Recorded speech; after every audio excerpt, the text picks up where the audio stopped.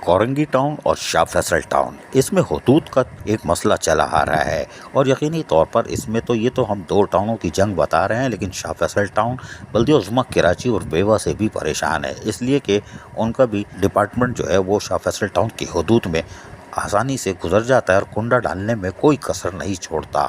تاہم کورنگی ٹاؤن اور شاہ فیصل ٹاؤن میں مقابلہ سخت ہو گیا تھا اور کیس آگے تک چلا گیا تھا، جس پر پھر باقاعدہ بیٹھک بھی ہوئی تھی۔ آج دوسری بیٹھک ہوئی اور وزیر بلدیات، housing, town planning, public health engineering Sindh اور chairman local government commission Sindh Saeed Ghani کی زیر صدارت لوکل گورنمنٹ کمیشن کے اجلاس کا انعقاد کیا گیا۔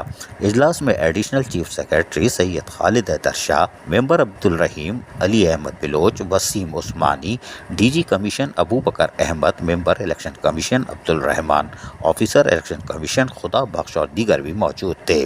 اجلاس میں کورنگی ٹاؤن اور شاہ فیصل ٹاؤن میں حدود کے تناظر پر تفصیلی طور پر تبادلہ خیال کیا گیا۔ اجلاس میں صوبائی الیکشن کمیشن کے ممبران نے بتایا کہ سندھ حکومت اور الیکشن کمیشن کی جانب سے حدود کے حوالے سے جاری کردہ نوٹیفیکیشن میں کوئی فرق نہیں ہے۔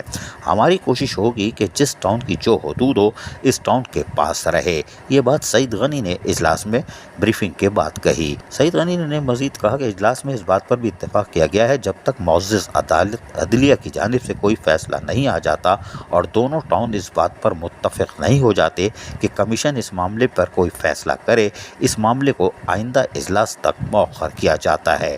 واضح رہے کہ کیس عدالت میں زیر سماعت ہے اور شاہ فیصل ٹاؤن اپنی حدود میں داخل ہونے والے ابھی فی الحال کورنگی ٹاؤن کی طرف جنگ میں حصہ لے رہا ہے، لیکن اس کے ساتھ ساتھ ابھی بلدیہ عظمیٰ کراچی جس طرح ان کی حدود میں داخل ہو رہی ہے اس کا بھی وہ شاید ایکشن لینے جا رہی ہے، لیکن بہرحال عدلیہ کا فیصلے کا انتظار ہے۔ پھر لوکل گورنمنٹ کمیشن کے اجلاس کے بعد تیسرا اجلاس جو ہوگا اس میں شاید کوئی بات طے ہو جائے۔ عزیز عارف، KBS بلدیاتی نیوز کراچی۔ ایسی ہی خوبصورت ویڈیوز فیوچر میں حاصل کرنے کے لیے ریڈ بٹن پر کلک کر کے اور بیل آئیکن کو پریس کر کے ہم سب کے سبسکرائبر بننا مت بھولیے۔